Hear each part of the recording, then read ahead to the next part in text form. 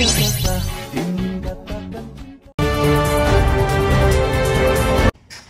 hari ini telah terjadi sebuah konflik yakni perebutan harta waris di sebuah keluarga di Kota Semarang, tepatnya di Kecamatan Tembalang. Bagaimana kronologisnya?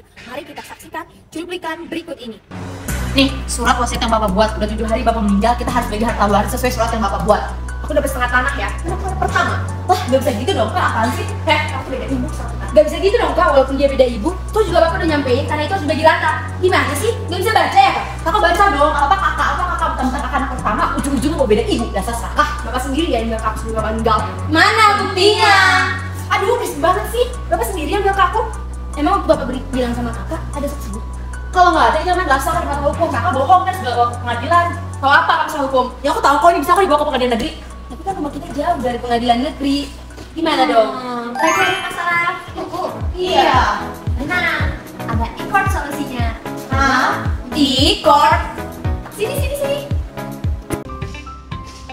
Jadi, apa sih itu e-court? E-court adalah proses persidangan yang dilaksanakan melalui media elektronik. Hal ini ditujukan untuk mengefektifkan fungsi dari teknologi, informasi, dan komunikasi dalam sistem peradilan yang ada di Indonesia. Hal ini bertujuan untuk memberikan efektivitas, fleksibilitas, dan transfibilitas dalam terjadinya persidangan di Indonesia, sehingga hal ini dapat bermanfaat bagi masyarakat. Lalu yang jadi pertanyaan, jenis perkara apa saja sih yang dapat ditangani dengan adanya e-court? Tentunya yang pertama adalah perkara perdata. Contohnya kayak berita tadi, yakni berkenaan dengan pembagian warisan. Lalu yang kedua adalah pembagian hak asuh anak, bahkan hingga perceraian. Dan selanjutnya perkara pidana pun dapat dilaksanakan menggunakan e-court. Namun tentunya ada ketentuan-ketentuan khusus yang berlaku. Lalu berkenaan dasar hukumnya, apa sih e-court? Yakni dalam Peraturan Mahkamah Agung Nomor 7 Tahun 2022 tentang administrasi perkara dan peradilan di pengadilan menggunakan media elektronik. Nah, dari peraturan tersebut dijelaskan dari A sampai Z berkenaan dengan e-court. Selanjutnya ada unsur pembentuk e-court. Unsur pembentuk e-court ada 9. Yang pertama, e-court sebagai prasarana teknologi. Yang kedua, e-court sebagai aplikasi dan perangkat lunak. Dan yang ketiga, e-court mempunyai sistem keamanan. Meskipun e-court atau peradilan online merupakan sebuah aplikasi yang masih berbasis online, tapi e-court sendiri sudah mempunyai sistem keamanan untuk mencegah kebocoran data. Lalu ada juga konektivitas yang menghubungkan antar dokumen, jadi kita tidak perlu mengirim suatu dokumen dengan estimasi berhari-hari. Lalu selanjutnya ada peraturan dan kebijakan yang telah dijelaskan dalam regulasi sebelumnya. Selanjutnya adalah training dan kesadaran, yang dimana pihak-pihak dalam e-court sebelumnya telah melakukan pelatihan agar memahami sistem e-court dengan baik. Selanjutnya ada yang namanya penggabungan data, yakni data-data yang telah terhimpun bisa langsung digabungkan di dalam e-court tanpa memanggil salah satu pihak. Selanjutnya ada edukasi masyarakat, yakni masyarakat yang mau mengadakan e-court atau yang mau terlibat dengan pengadilan online harus diedukasi terlebih dahulu agar tidak ada kesalahpahaman. Dan yang terakhir adalah pengawasan dan evaluasi. Meskipun e-court masih berupa sistem, tapi setiap harinya e-court melakukan pengawasan, yakni supaya tidak terjadi hal-hal yang tidak diinginkan termasuk kebocoran data. Lalu, apa sih pemanfaatan e-court dalam sistem peradilan di Indonesia? Yang pertama, dapat melakukan pendaftaran dan penjadwalan secara online. Jadi, pihak-pihak yang bersangkutan tidak perlu mendatangi pengadilan secara langsung. Yang kedua, adanya electronic filing, yakni dokumen secara otomatis atau secara elektronik. Jadi, dokumen fisik tidak diperlukan dalam e-court karena dokumen fisik rentan terhadap kehilangan atau pencurian. Dan yang ketiga, persidangan bisa dilakukan secara daring atau online dengan cara video conference. Selanjutnya yang terakhir, yakni tata kelola atau manajemen sistem e-court bisa mendukung dalam pengelolaan informasi pada e-court tersebut. Tata cara pendaftaran perkara melalui e-court.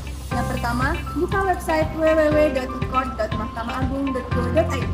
Yang kedua, masukkan username dan password pengguna. Pada halaman dashboard, pilih menu tambah pendaftaran perkara, pilih jenis perkara, pilih perkara permohonan, pilih permohonan online, dan pilih tombol tambah permohonan. Kemudian, pilih pengadilan negeri yang ingin dituju. Lanjut, klik pendaftaran dan tekan daftar. Kemudian, isi data pihak pemohon dan termohon. Lalu tekan simpan. Setelah menyimpannya, pengguna dapat mengunggah berkas perkara dalam bentuk Word ataupun PDF, serta dokumen bukti berbentuk PDF. Lanjut, klik perhitungan scope. Pada halaman selanjutnya akan muncul taksiran panjaran biaya dalam bentuk tagihan elektronik atau SPOO.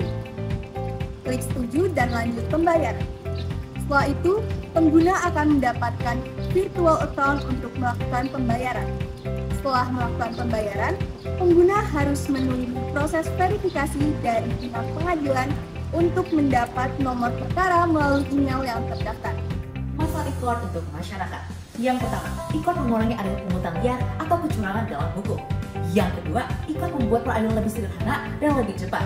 Yang ketiga, pengurusan administrasi peradilan, jalannya persidangan, dan pengajuan banding dilakukan secara online berbasis teknologi melalui media elektronik, sehingga pengguna lebih fleksibel.